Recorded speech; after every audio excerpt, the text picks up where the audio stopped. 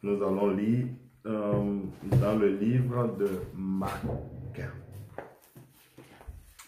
Nous allons lire dans le livre de Marc 10, Marc 10, à partir du verset 46. Marc 10, 46.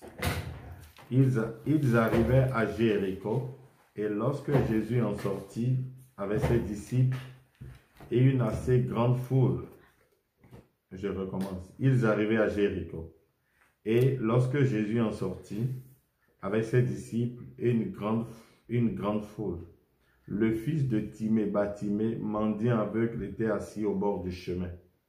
Il entendit que c'était Jésus de Nazareth et il se mit à crier, « Fils de David, Jésus, aie pitié de moi. » Plusieurs le reprenaient pour le faire taire, mais il criait beaucoup plus fort, « Fils de David, aie pitié de moi. » Jésus s'arrêta et dit, « Appelez-le. » Ils appelaient l'aveugle en lui disant, « Prends courage, lève-toi, il t'appelle. » L'aveugle jeta son manteau et se leva d'un bond, vint vers Jésus. Jésus, prenant la parole, lui dit, « Que veux-tu que je te fasse? » Rabouni, lui répondit l'aveugle, « Que je recouvre la vue. » Et Jésus lui dit, « Va, ta foi t'a sauvé. » Aussitôt, il recouvra la vue et suivit Jésus dans le chemin.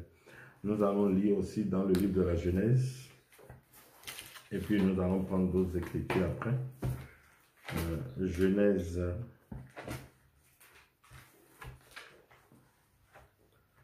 Nous allons lire dans Genèse 43, verset 29.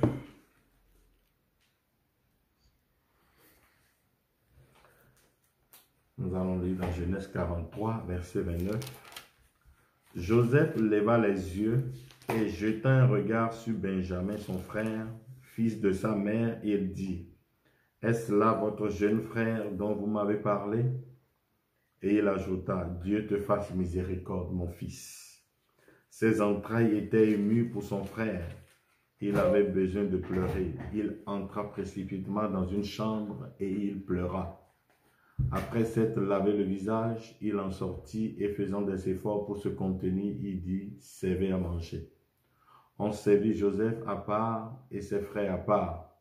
Les Égyptiens qui mangeaient avec lui furent aussi servis à part, car les Égyptiens ne pouvaient pas manger avec les Hébreux, parce que c'est à leurs yeux une abomination.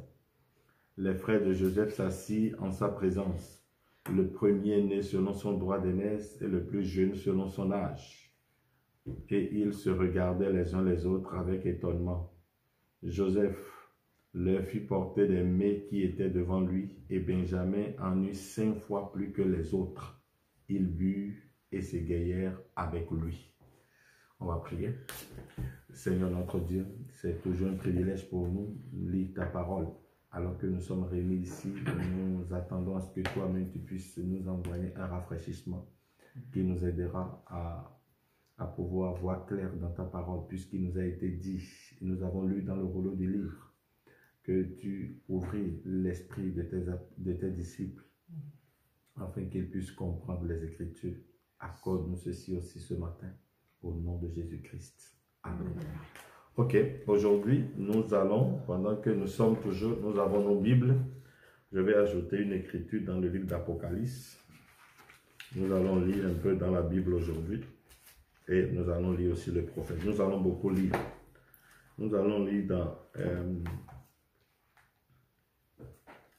Apocalypse chapitre 3.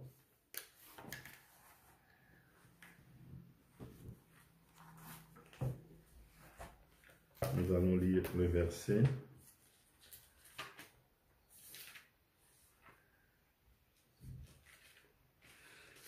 20.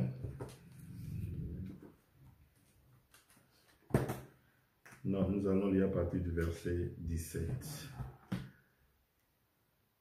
Parce que tu dis, je suis riche, je me suis enrichi et je n'ai besoin de rien.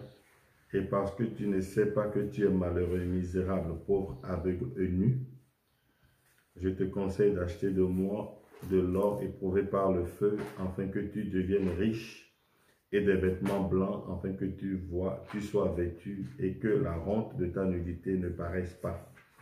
Et un collier pour oindre tes yeux, afin que tu vois. Moi, je reprends et je châtie tout ce que j'aime. Aie donc du zèle et répands-toi. Voici, je me tiens à la porte et je frappe. Si quelqu'un entend ma voix et ouvre la porte, j'entrerai chez lui, je souperai avec lui et lui avec moi. Celui qui vaincra, je le ferai asseoir avec moi sur mon trône, comme moi j'ai vaincu et me suis assis avec mon Père sur son trône. Mon insistance sera sur le verset 17. Parce que tu dis, je suis riche, je me suis enrichi et je n'ai besoin de rien. Et parce que tu ne sais pas que tu es malheureux, misérable, pauvre, aveugle et nu. Donc ici, nous retrouvons en présence d'un âge terrible, où il nous est dit que quelqu'un est aveugle, misérable et nu. Ici, c'est la Odyssée. Nous allons essayer de mettre ça ensemble avec l'âge, avec Bartimée. Parce que l'aveuglement de l'église des gentils doit coïncider avec l'ouverture des yeux des Juifs. Parce que les Juifs étaient aveuglés et nous avons reçu l'évangile. Parce que Paul dira ici, dans le livre des Romains, si je peux trouver, il me semble, Romains 11, Romains 10, oui.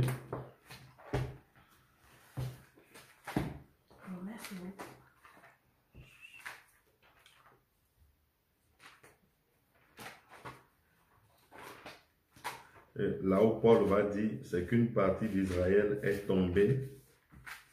Il dit, frère, il dit,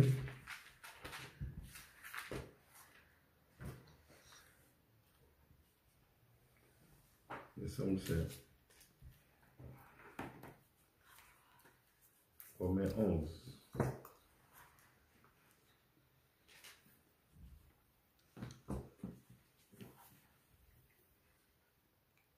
Romains 11, nous allons lire à partir du verset 11, si c'est l'écriture que je cherche. Il dit, je dis donc, est-ce pour tomber qu'ils ont bronché loin de là? Mais par leur chute, le salut est devenu accessible aux païens, afin qu'ils puissent exciter à la jalousie. Or, si leur chute a été la richesse du monde, et leur amoindrissement la richesse des païens, combien plus en sera-t-il quand ils se convertiront tous? Je vous le dis à vous, païens, en tant que je suis apôtre des païens, je glorifie mon ministère. Enfin, que s'il est possible d'exciter la jalousie de ceux de ma race et d'en sauver quelques-uns. Car si leur rejet a été la réconciliation du monde, que sera leur réintégration, sinon une vie d'entre les morts? Or, si les prémices sont saintes,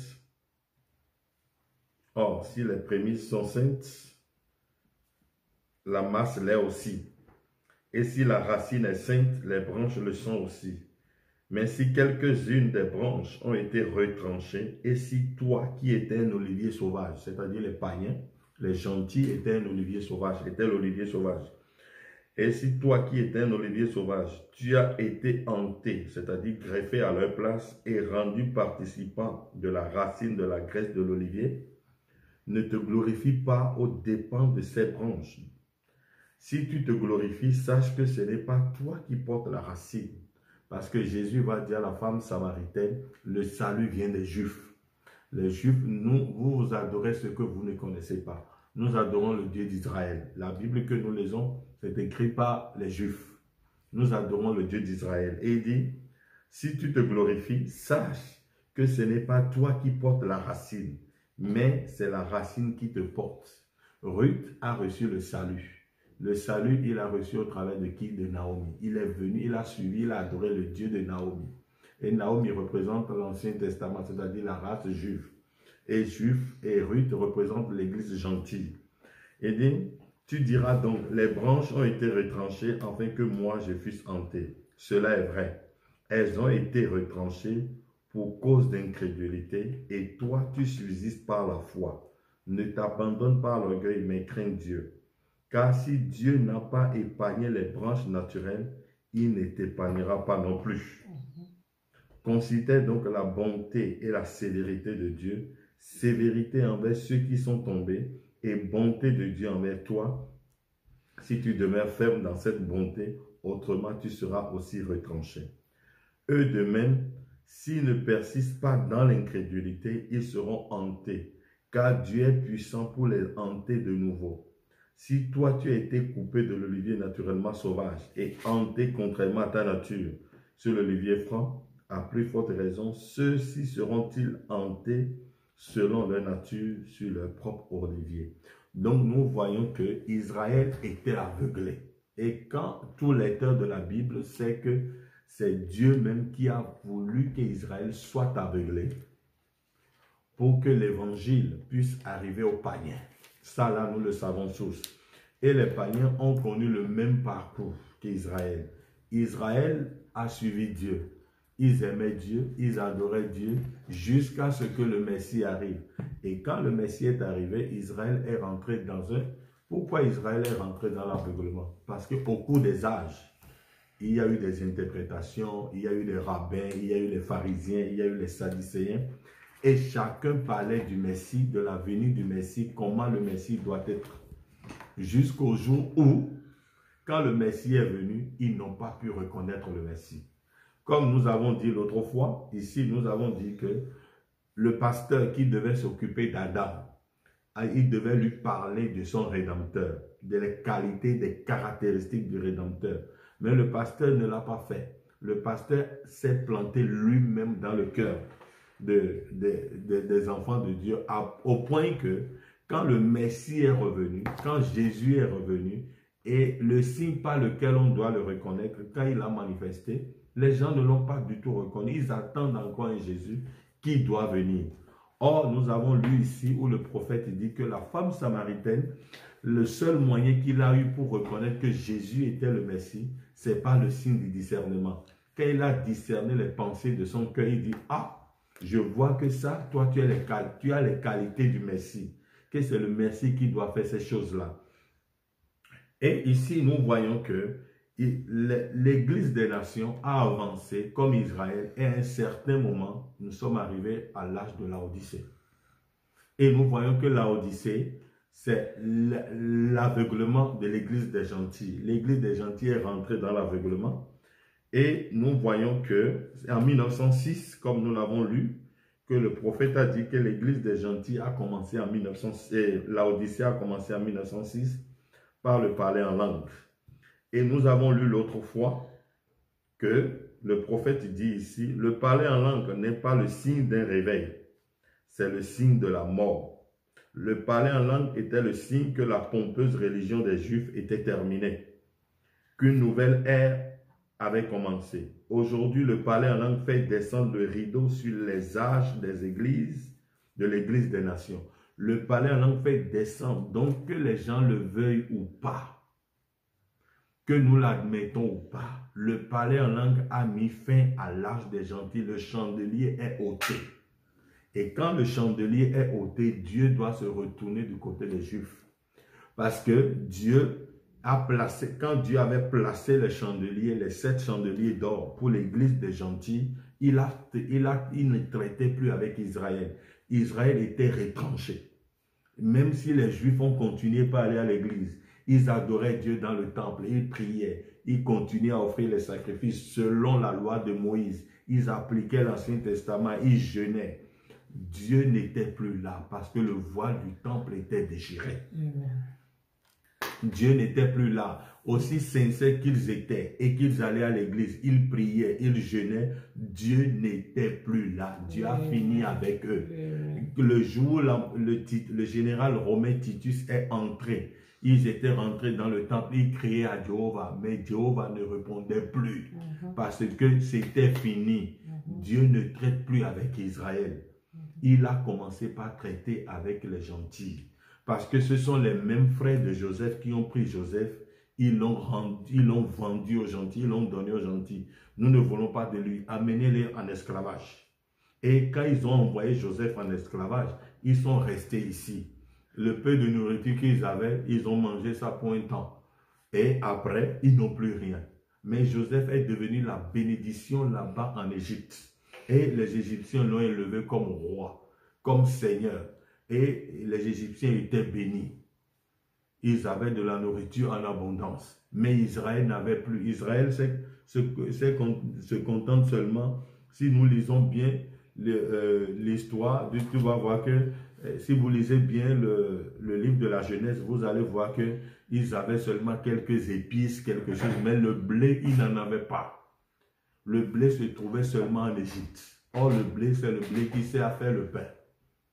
Si vous n'avez pas le blé, vous ne pouvez pas faire la farine, le pain, et c'est seulement en Égypte qu'on trouvait le blé. Et Frère Branham dit ici, nous sommes en train de parler du blé spirituel, c'est-à-dire la parole de Dieu. Yes. Donc c'est seulement en Égypte qu'il y avait le blé à l'époque.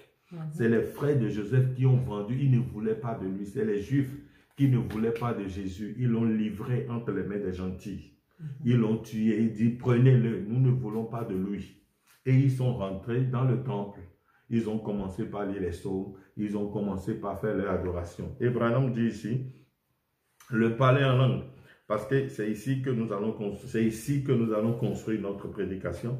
Il dit, le parler en langue n'est pas le signe d'un réveil. C'est le signe de la mort. Le parler en langue était le signe que la pompeuse religion des Juifs était terminée. Donc, en l'an 33, quand il y a eu le parler en langue, ce n'était pas un réveil pour les Juifs. C'était que Dieu finissait avec les Juifs. Il ne veut plus traiter avec eux. Et Branham dit qu'une nouvelle ère avait commencé. Donc, quand ils avaient parlé en langue, une nouvelle ère avait commencé. C'était que les gentils ont reçu l'évangile. Parce qu'à cette époque-là, les Arabes, les Libyens, tous ceux qui étaient venus à Jérusalem pour la fête, ils ont entendu le nom de Jésus-Christ. Ils ont prêché le nom de Jésus-Christ, ils ont vu les miracles. Le baptême au nom de Jésus-Christ était prêché. La dispensation a changé. Et nous avons vu que l'eunuque éthiopien a reçu l'évangile. Nous avons vu que beaucoup de gentils ont reçu l'évangile et ils étaient contents, ils sont partis. Et quand ils sont partis, ils ne sont plus revenus.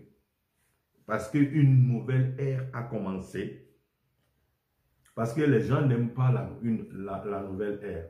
Les gens veulent toujours garder les anciennes choses. Mais une nouvelle ère doit commencer. Il dit qu'une nouvelle ère avait commencé. Je suis en train de lire dans les Actes de l'Église, page 123. Il dit, je reprends, le parler en langue n'est pas... D'abord, au début, Frère Branham dit ici, il dit quelque part, oui, non, je commence par là. Il dit, ils font vivre un nom. Les gens font vivre un nom aujourd'hui, mais ils sont morts. Nous sommes des chrétiens. Nous sommes des chrétiens. Or, si nous prenons la Bible, si nous prenons les Actes de l'Église, nous allons voir qu'est-ce que le Frère Branham appelle chrétien. Frère Branham, qu'est-ce qu'il appelle chrétien? Ah, nous sommes des chrétiens. Nous sommes des chrétiens. Qu'est-ce que le chrétien, le mot chrétien? Qu'est-ce que Frère Branham, après l'ouverture des sceaux, que le mot chrétien devient quoi? C'est ça qu'il faut aller chercher. Nous pouvons lire dans les Actes de l'Église où Frère Branham dit, attendez, je vais prendre le livre des sceaux. Nous allons lire quelque chose dedans ici. Frère Branham dit, qu'est-ce que le chrétien aujourd'hui?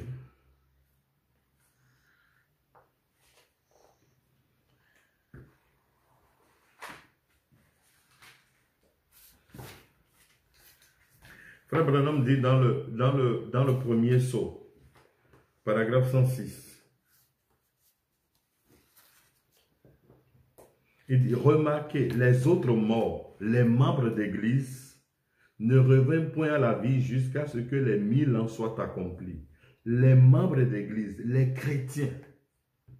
Donc, aujourd'hui, je suis chrétien. Frère Branham dit, les chrétiens sont les membres d'église aujourd'hui.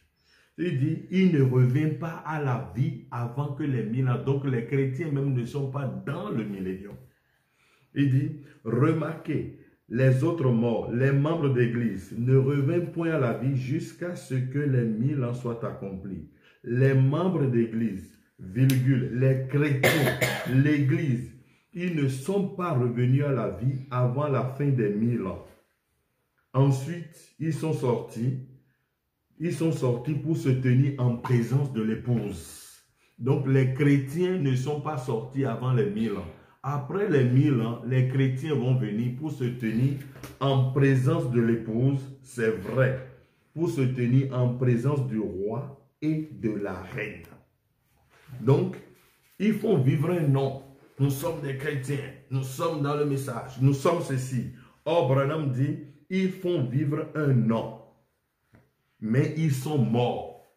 Ils sont morts. Nous sommes des chrétiens, nous sommes des membres d'église, nous sommes ceci. Mais Branham dit, ils sont morts. Le parler en langue n'est pas le signe d'un réveil. C'est le signe de la mort. Le parler en langue était le signe que la pompeuse religion des Juifs était terminée, qu'une nouvelle ère avait commencé. Aujourd'hui, le parler en langue fait descendre le rideau sur les âges de l'Église des nations et l'évangile retourne aux Juifs. Donc, quand Dieu, ce n'est pas que Dieu, quand il a commencé avec les gentils, il a dit, bon, je vais encore avoir pitié des Juifs. Non, il a fini avec Israël. Il a conclu avec Israël. Après la croix, c'est fini. Les Juifs, ils se sont retrouvés dans le chaos. Et quand ils sont rentrés dans le chaos, ils ont commencé par dire, ah, donc les gens ne vont plus venir dans le temple. Les gens ne doivent plus offrir les agneaux. Donc comment ça va se passer? Et les Lévites vont manger comment? Comment? Alors le chaos est rentré. Alors il dit, nous devons détruire cette nouvelle religion. C'est là qu'ils ont commencé par envoyer des lettres. Paul doit aller ici. Or, et c'est là que Paul, même qui était le persécuteur, était devenu le premier apôtre, le premier messager des nations. Tu vois, parce qu'une nouvelle ère a commencé. Maintenant, si frère Branham dit, le parler en langue jette, nous avons vu comment le funérail des pentecôtistes a été célébré en 1956 par frère Branham. Il est allé à Jefferson, à Los Angeles, il a prêché et il a célébré le funérail, il dit c'est fini. Les pentecôtistes, ils ont rejeté la Bible. Ils ne croient plus en Dieu. Et il dit, aujourd'hui, le parler en langue fait descendre le rideau sur les âges de l'Église des nations. Ce qui veut dire que les chandeliers sont ôtés. Dieu a fini, l'épouse a été déjà choisie. Le dernier élu a été appelé. Un jour, nous allons parler sur le dernier élu pour voir qui est le dernier élu. Parce que le dernier élu, nous avons étudié que le dernier qui était rentré dans l'arche, c'était Noé. Noé le prophète, c'était le dernier. Et quand Noé est rentré, l'arche était fermée. Or, nous savons que le Noé de notre époque, c'est William Marion Branham. Or, quand le dernier élu entre, c'est fini. Bon, il dit, aujourd'hui, le parler en langue fait descendre le rideau sur les âges de l'Église des nations et l'évangile retourne aux Juifs. Les gens disent que le parler en langue annonce un grand mouvement spirituel. Ils ont raté le coche. La vérité, c'est qu'il est le signe de la fin de toutes les idées. Le parler en langue met la fin à toutes les idées, les programmes et les royaumes des hommes. Les royaumes des hommes aussi finissent ici et que le royaume de Dieu est introduit. Maintenant, c'est l'interprétation de Dieu qui vient sur la scène. Ce n'est pas, oh, nous allons voir, non, l'interprétation de Dieu vient. Nous savons maintenant ce qu'est le vrai amour, ce qu'est le vrai amour divin. L'amour, ce n'est pas, oh, accepter tout. Non, l'amour, c'est quand la parole est prêchée correctement. Si la personne est d'accord, il dit amen. Quand il n'est pas d'accord, le chemin. Jésus ne faisait pas de compromis avec les pharisiens. La Bible dit même que Jésus les a regardés avec dédain.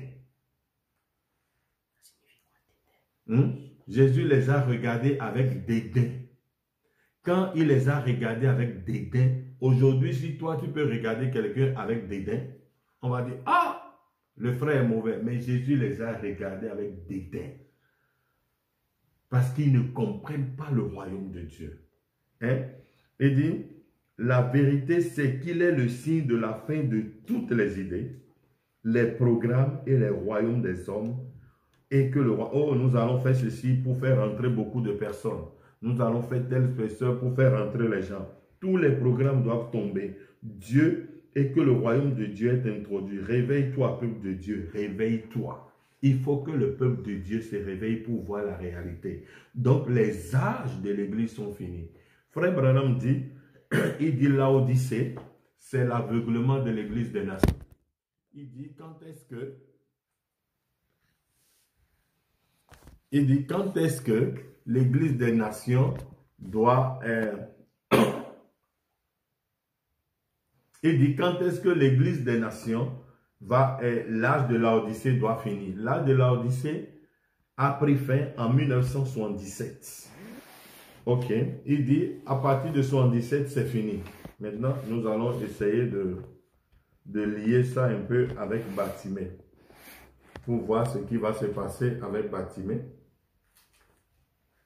ici. Alors nous voyons que Israël était rentré dans le chaos, et quand il était rentré dans le chaos, parce qu'ils ont vendu Joseph leur frère. Et quand ils ont vendu Joseph leur frère, ils se sont retrouvés en difficulté. Comme Israël avait vendu Joseph, avait vendu Jésus, et s'était retrouvé dans le chaos. Et maintenant, pendant que Joseph était là-bas, en Égypte, quelque chose va se passer. Il y a eu la famine dans le pays, et maintenant les Juifs avaient besoin de nourriture. Et ils avaient besoin de pain, et ils devaient voyager. Et quand ils ont voyagé, ils sont allés là-bas en Égypte, parce qu'ils ont appris qu'en Égypte, il y avait du pain. Et c'est là qu'ils sont partis en Égypte pour aller acheter le pain, comme tous les autres avaient demandé. Et ils avaient appris et ils sont allés pour acheter le pain. Maintenant, nous allons prendre dans le livre de Genèse, nous allons lire quelque chose.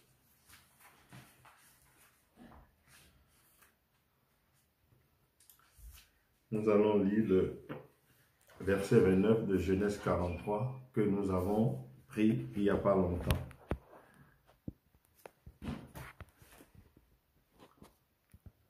Joseph leva les yeux et jeta un regard sur Benjamin, son frère, fils de sa mère. Vous allez remarquer que Benjamin et Joseph sont de même mère et de même père. Mais les autres frères étaient tellement les enfants de son père. Mais les autres, Benjamin et Joseph, ont même père et même mère. Donc, ils ont été les mêmes saints, les deux. Ok. Et Joseph leva les yeux et jeta un regard sur Benjamin, son frère, fils de sa mère. Il dit, « Est-ce là votre jeune frère dont vous m'avez parlé ?» Et il ajouta, « Dieu te fasse miséricorde, mon fils. » Donc, quand Benjamin était arrivé, alors il dit, « Que Dieu te fasse miséricorde, mon fils. » Ses entrailles étaient émues pour son frère et il avait besoin de pleurer. Il entra précipitamment dans une chambre et il pleura. Et avant de toucher ce sujet, je veux lire aussi quelque chose, toujours dans l'âge de l'Église concernant l'âge des gentils.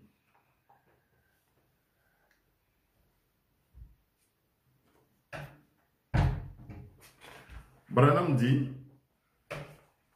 dans les 7 ans de l'Église, page 40, « Oh, comme la Bible se répète, la scène de Joseph et de ses frères est sur le point de se répéter. La scène de Joseph et de ses frères est sur le point de se répéter. Car Jésus revient bientôt. Or, nous savons que Benjamin représente les 144 000 qui doivent être élus. Ça, nous n'avons pas besoin de le citer de nouveau. Ça, tout le monde sait ça. Il dit, Frère Branham dit, oh, comme la Bible se répète, la scène de Joseph et de ses frères est sur le point de se répéter. Donc, cette scène-là doit encore se répéter. Donc, c'était les types là-bas. Maintenant, la réalité, c'est aujourd'hui. L'ombre et le positif. Oh, comme la Bible se répète. Je dis cet âge, page 40. La scène de Joseph et de ses frères est sur le point de se répéter car Jésus revient bientôt. Avant de quitter ce type de Joseph, je voudrais encore attirer votre attention sur une chose au sujet de ce temps de la fin. Vous vous rappelez que quand Joseph se tenait devant ses frères, avant que Benjamin soit avec eux, il leur parlait par un interprète. Avant que Benjamin soit avec eux, il leur parlait par un interprète, même s'il connaissait bien l'hébreu. Il parlait à ses frères dans une autre langue. Et nous avons vu que frère Branham dit, Dieu, il est venu aujourd'hui, il a parlé en anglais. Il dit, il parlait à ses frères dans une autre langue. Savez-vous que le premier âge des nations, la tête d'or, s'est terminé avec un message en langue inconnue écrit sur une muraille?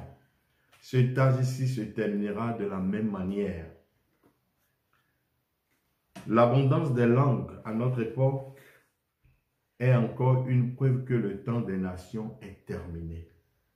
Donc l'abondance des langues est encore une preuve que le temps des nations est terminé et que Dieu se retourne de nouveau vers Israël.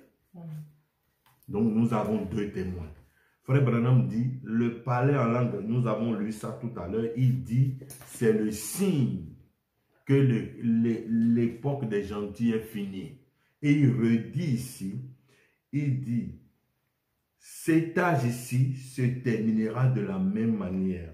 L'abondance des langues à notre époque est encore une preuve que le temps des nations est terminé et que Dieu se tourne de nouveau vers Israël.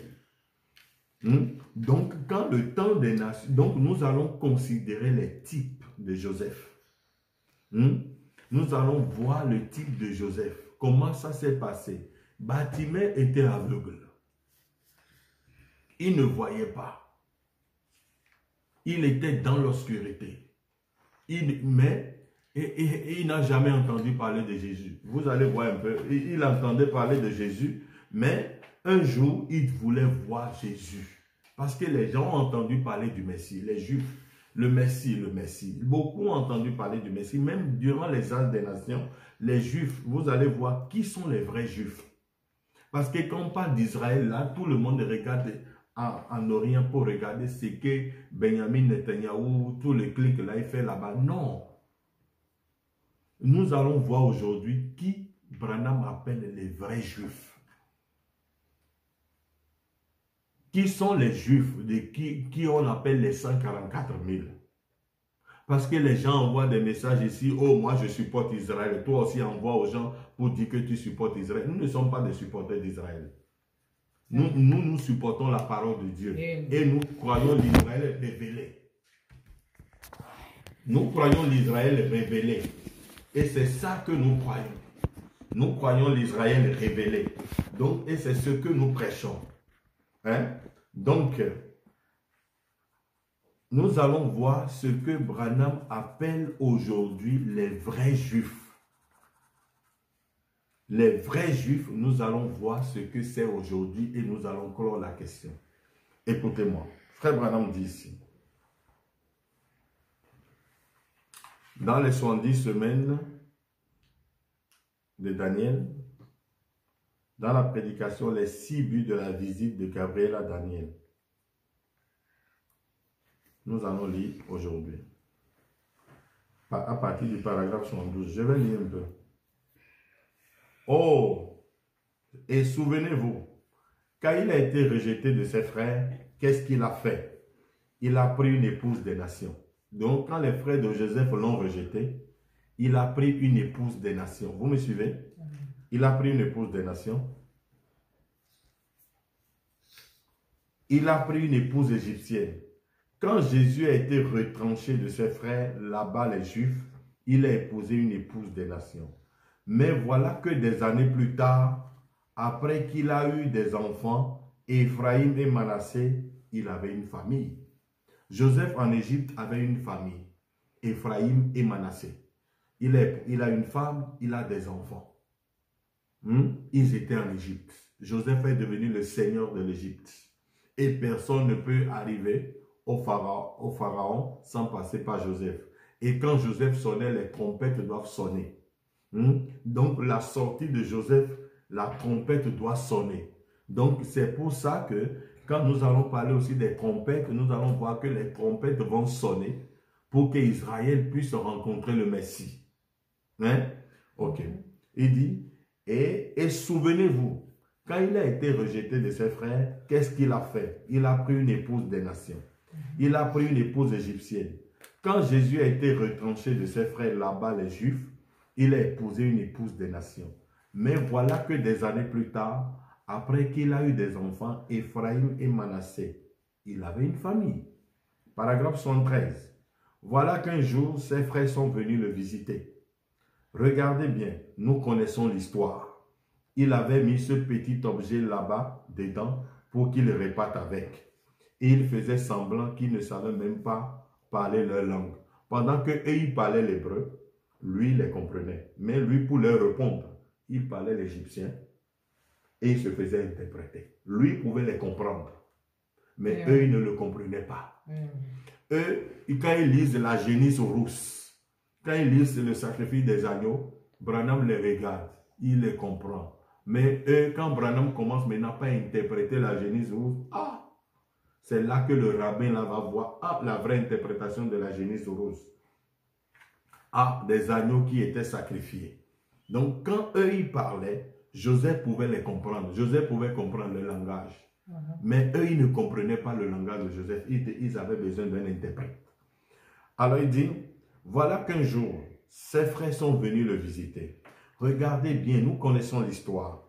Il avait mis ce petit objet là-bas dedans pour qu'il le reparte avec.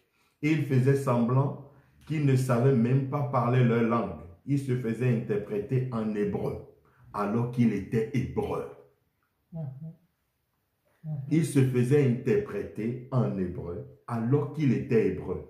C'était leur frère qui était venu. Ils ne l'ont pas reconnu. Il était un prince puissant.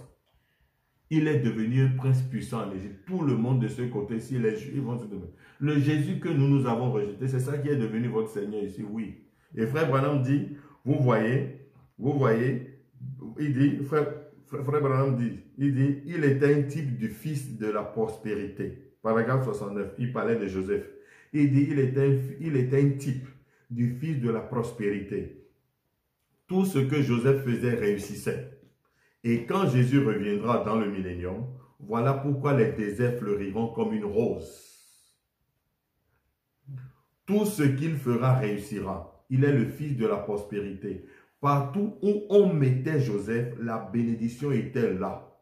Partout où il y a Jésus, la bénédiction est là. Alors faites-le entrer dans votre cœur et soyez bénis.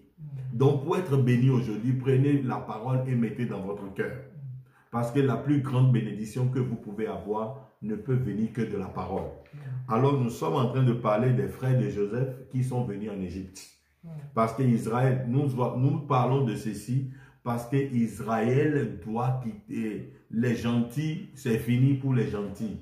On peut aller à l'église, on peut sauter, on peut crier, on peut tout faire. Jésus, c'est pourquoi quand nous prêchons l'évangile, nous ne disons pas aux gens, venez pour recevoir le salut, mais venez voir comment il vous a sauvé. Si la prostituée qui est dans la rue, son nom, Jésus a intercédé pour lui, parce que frère Branham dit qu'il est resté sur le trône et il a intercédé pour tous ceux qui viendraient. Donc il a intercédé pour moi avant que je ne naisse. Donc je prêche l'histoire de la rédemption, comment il m'a sauvé.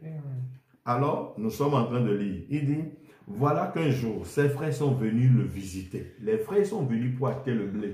Parce qu'ils ont appris qu'en Égypte, il y a le réveil.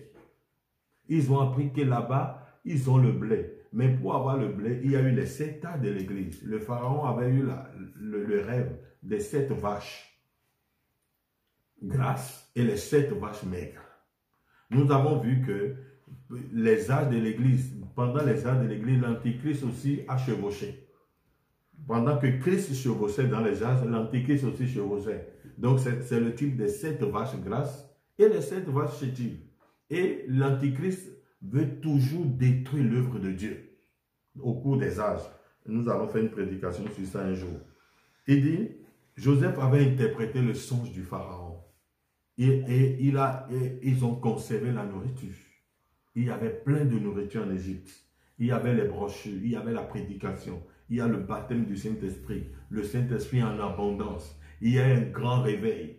Ça a attiré l'attention du monde entier. Et les Égyptiens ont dit, les Juifs ont dit, nous irons voir. Quand Branham avait prié pour cet homme-là qui était aveugle, qui ne voyait pas, le rabbin l'a appelé, il dit, avec quelle autorité tu as ouvert les yeux à John Ryan?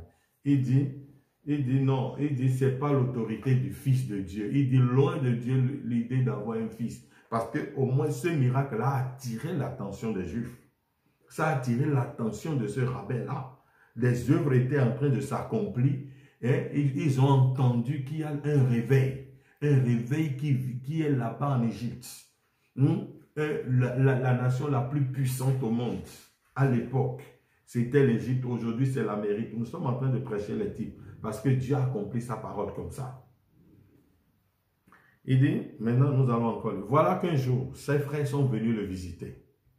Regardez bien, nous connaissons l'histoire, ça c'est très bien. Il avait mis ce petit objet là-dedans pour qu'il reparte avec. Et il faisait semblant qu'il ne savait même pas parler leur langue. Il se faisait interpréter en hébreu alors qu'il était hébreu lui-même. La loi qu'eux ils disent qu'ils veulent l'appliquer, qu'ils sont en train d'appliquer, c'est lui qui leur a donné la loi. La vraie interprétation de la loi, c'est lui qui connaît. Et il continue. C'était leur frère qui était venu, ils ne l'ont pas connu. Il était un prince puissant. Et Branham dira, en ce moment même, Christ visite les Juifs. Il guérit les malades parmi eux et ils ne savent toujours pas qui il est, ce Messie. En ce moment même, Joseph, à un certain moment, il donnait à manger aux Égyptiens et aux Juifs. Le seul. Donc, à un certain moment de l'histoire, les Juifs devaient venir quand même prendre le blé. Et Joseph, pendant qu'il donnait à manger aux Égyptiens, il donnait à manger même aux Juifs. Et nous continuons de lire Branham. Lisons un peu aujourd'hui. En ce moment même, Christ visite les Juifs. Il guérit les malades parmi eux et tout. Ils ne savent toujours pas qui il est, ce Messie. Commençons. Christ, qui est ce Messie qui les guérit? Dans quelle réunion de prière ils allaient? Dans quelle ligne de prière les Juifs la rentraient? Qui priait pour eux? Qui ouvrait les yeux des aveugles juifs? Qui guérissait les cancers? Les gens là qui allaient dans les synagogues et puis qui entendent parler de Branham, qui se mettent dans la ligne de prière. Et Branham priait pour eux, étant juifs, et ils étudiaient dans les synagogues. Qui priait pour eux? N'est-ce pas Branham, le Messie voilé dans un homme de Kentucky? Le Messie que nous attendons, il est venu, mais nous disons non, nous attendons parce que nous voulons la face de Galilée. Branham dit, s'il vient avec le visage de Galilée, je ne vais pas le croire. Il dit, en ce moment même, Christ visite les Juifs, il guérit les malades parmi eux et tout, et ils ne savent toujours pas qui il est, ce Messie. Commençons au verset 27 du chapitre 44. Donc, si nous prenons le chapitre 44 de Genèse, verset 27. Ton serviteur, notre Père, nous a dit, vous savez que ma femme m'a enfanté 2 fils, c'est-à-dire Rachel. Rachel, la bien-aimée, a enfanté 2 fils. C'était Joseph. Ma femme m'a enfanté 2 fils. L'un d'eux étant sorti de chez moi, c'était Joseph, celui-là même, auquel il était en train de parler. Je pense qu'il a été sans doute déchiré, car je ne l'ai pas revu jusqu'à présent. Or, il était vivant. Il est en Égypte. Il est devenu un prince puissant. Ils ont trompé leur père. Ils ont amené un habit couvert de sang. Ils ont amené à Joseph pour calmer sa colère. Et ils ont amené l'habit à Jacob. Et Jacob a vu l'habit de Joseph couvert de sang. Ah, d'accord, le sang ruisselle sur lui. Donc, il est mort vraiment. Or, ils ont pris le sang des agneaux qu'ils ont mis sur ça. C'est un mystère dans la Bible. Ils ont pris le sang d'un agneau. Ils ont mis sur la robe de Joseph. Mais le vrai Joseph était où? le vrai Joseph était en Égypte. Le vrai Jésus est en Égypte, là-bas, chez les gentils. Il est devenu Seigneur. Mais ici, ils avaient seulement sa robe. Mais Joseph, le vrai Joseph même est là-bas. Il dit, je pense qu'il a été sans doute déchiré, car je ne l'ai pas revu jusqu'à présent. Si vous me prenez encore celui-ci, c'est-à-dire Benjamin, et qu'il lui arrive un malheur, vous ferez descendre mes cheveux blancs avec douleur dans le séjour des morts. Vous allez voir que ici, Jacob, Israël, ne veut pas que Benjamin aille avec ses frères. Il ne veut pas qu'il entre dans ces mouvements qui sont là. Vous allez voir que nous allons voir qui est vraiment Benjamin. Écoutez, frère Branham, si vous me prenez encore celui-ci et qu'il lui arrive un malheur, vous ferez descendre mes cheveux blancs avec douleur dans le séjour des morts. Paragraphe 74.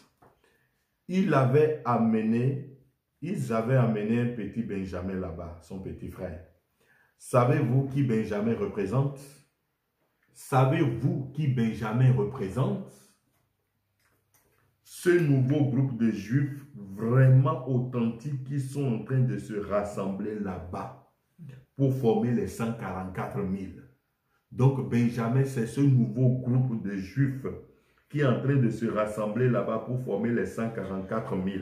Suivez très bien. Cette race qui est en train de se former. Donc, qui sont-ils? Pas les escrocs de Wall Street. Les Juifs qui sont à Wall Street aux États-Unis, là, qui prennent l'avion pour aller en Israël, là, c'est des escrocs, c'est des bandits. Et il ne dit pas ces escrocs de Wall Street. Là, non. Non, ceux-là, c'est plutôt de la chair à canon. Il dit ces Juifs-là qui sont à Wall Street, qui ont des usines de whisky, qui vendent des armes, qui sont dans les trafics de l'or, qui créent la guerre partout. Frère Branham dit ça, ce sont la chair à canon. Ce n'est pas les vrais Juifs. Non. Non, le vrai Juif, ce n'est pas ça. Frère Branham dit, ce sont les chairs à canon. Ce n'est pas, c'est pourquoi je dis aux frères, quand vous voyez quelque chose se passe en disant, ah, Benjamin Netanyahu, ah, Gantz, ah, non, ça là, ce n'est pas Israël. Ça, c'est des escrocs. Et un vrai juif ne va pas faire ce que Benjamin Netanyahu est en train de faire, en train de rouler dans la poussière, en train de voler son pays de corruption en corruption. S'il lisait la loi de Moïse, il n'allait même pas faire ça. Frère Branham dit, pas les escrocs de Wall Street. Non. Là, non, non. Ceux-là, c'est plutôt de la chair à canon. Ceux-là, ce ne sont pas des juifs. Donc, frère Branham dit, ceux-là ne sont pas les juifs. Les frères doivent ouvrir les yeux pour savoir que quand on parle des juifs, ce n'est pas ceux-là. C'est des escrocs, c'est des bandits. Et qu'est-ce que frère Branham dit? Il dit les vrais juifs, ce sont ces petits Benjamins qui sont en train de venir de là-bas, qui n'ont jamais même entendu la parole de Jésus. Ce sont ceux-là qui n'ont jamais. Donc, il y avait des Juifs en 1940, dans les années 40, là, qui n'ont jamais entendu le nom de Jésus. Et ils habitaient où? Les Juifs qui étaient aux États-Unis, un peu partout, ils ont entendu parler de Jésus. Mais il y avait des Juifs. Où étaient ces Juifs-là, frère Branham? Frère Branham dit, ce sont ces Juifs-là qui vivaient en Iran, en Irak, et ils travaillaient la terre avec la charrue, et derrière les bœufs. Ils n'ont jamais entendu parler de Jésus. Seulement un réveil est venu, ils ont dit, nous allons retourner dans la patrie parce que le Messie va rentrer. Donc ce n'est pas les faux Juifs de Wall Street. Les escrocs là, déjà des frères Branham les appelaient des escrocs. À plus forte raison aujourd'hui. C'est des escrocs. Donc les vrais Juifs, ce sont ces vieux-là qui étaient dans les pays de l'Iran, de l'Irak, là-bas, qui n'ont jamais entendu parler de Jésus. Et on les a pris. Et on les a dit, mais vous allez pour mourir? Non, nous allons pour rencontrer le Messie. Et comment ils vont rencontrer le Messie? Et si nous prenons le type de Joseph, nous savons que Joseph n'a jamais pu mettre pied sur la terre d'Israël. Benjamin s'est déplacé pour aller voir ça là-bas. Et quand Benjamin a vu le signe du Messie, alors il est allé dire à Israël. Parce que nous pouvons lire ça ici. Je vais voir si je peux trouver le chapitre. Dans Genèse.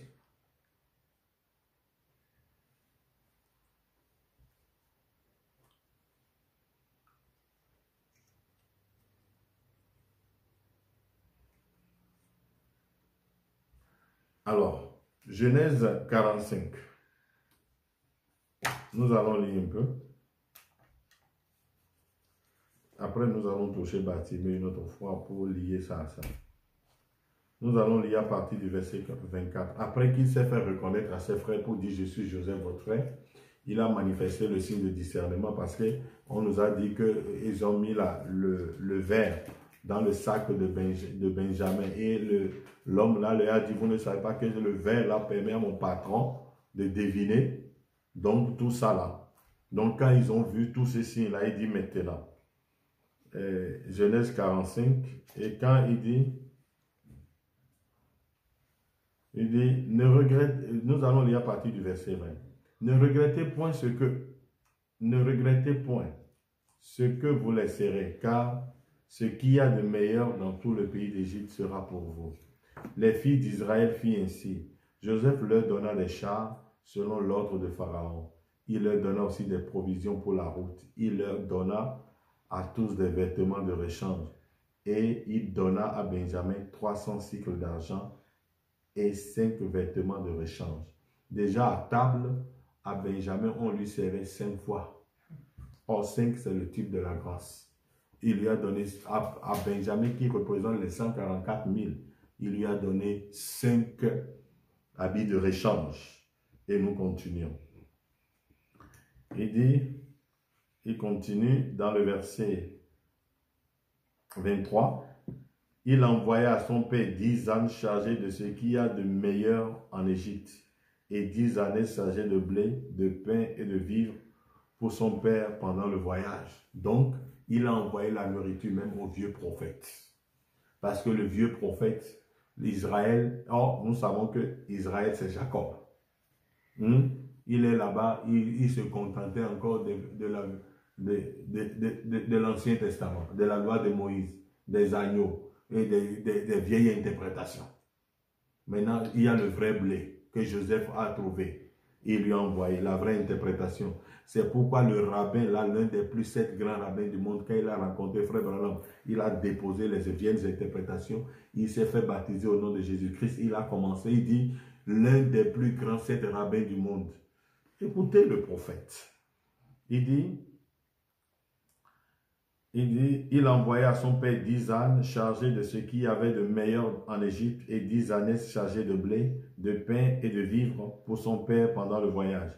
Puis congédia ses frères qui partirent et leur dit, ne vous collerez pas en chemin. Ils remontaient de l'Égypte et ils arrivaient dans le pays de Canaan auprès de Jacob leur père. Il lui dit, Joseph vit encore. Joseph? Mais vous ne m'avez pas apporté l'habit de Joseph ici avec le sang. Mais il vit encore, oui. Le vrai Joseph vit dans le pays des gentils. Le vrai. Nous parlons de Jésus, hein? Nous allons parler de vrai Jésus. Joseph vit encore. Et même, c'est lui qui gouverne tout le pays d'Égypte.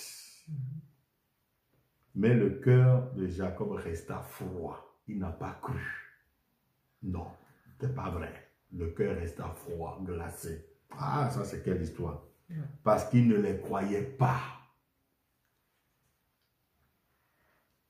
Il lui rapportait toutes les paroles de Joseph que Joseph leur avait dites.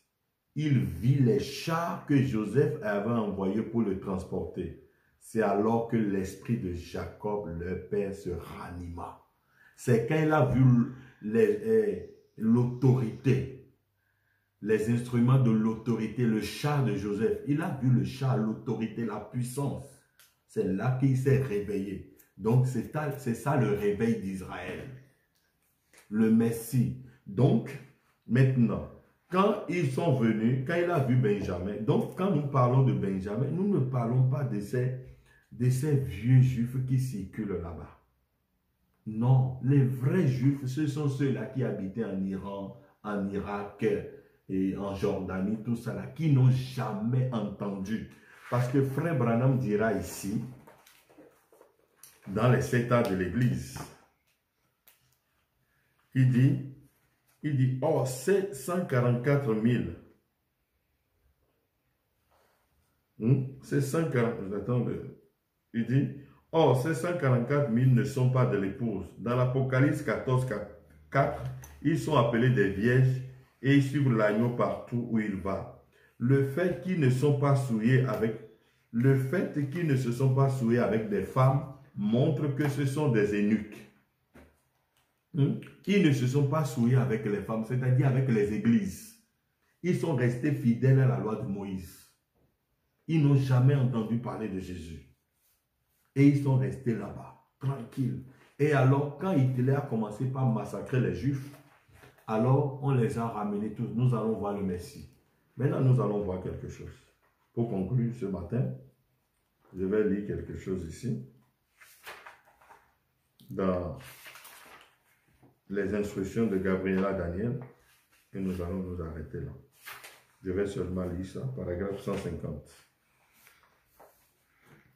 Il dit, Israël qui retourne dans sa patrie. Israël, permettez-moi juste de dire ceci maintenant pendant que je pense que ce n'est plus enregistré. Permettez-moi de dire ceci. À l'heure même où Israël est devenu une nation, la raison pour laquelle j'ai toujours cru, je le dis devant mon auditoire ici, qu'il y avait quelque chose que j'allais avoir un rôle à jouer avant de mourir. Branham dit, j'ai un rôle à jouer avant de mourir pour ramener Israël au Seigneur. C'est qu'à l'heure même, d'après la charte panaméricaine où Israël a été déclaré une nation pour la première fois depuis qu'ils avaient été dispersés il y a 2000 ans, qui n'était plus un peuple, c'est exactement à cette heure-là, précisément, à cette heure que l'ange du Seigneur m'a rencontré là-bas et qu'il m'a envoyé vers avec l'évangile exactement en même temps, le 7 mai 46. Au même jour où on déclarait Israël nation, le même jour, l'ange du Seigneur rencontre le frère Branham et il l'a envoyé. Pourquoi? Pourquoi à cette heure-là? Il lui a donné le signe du Messie, le discernement du cœur. Pourquoi le discernement du cœur? Il est vrai que les gentils doivent voir le discernement du cœur parce que nous, les Samaritains l'ont vu, les Juifs l'ont vu. Mais les gentils ne l'ont pas vu parce que Jésus n'avait pas fait ce signe-là devant les gentils.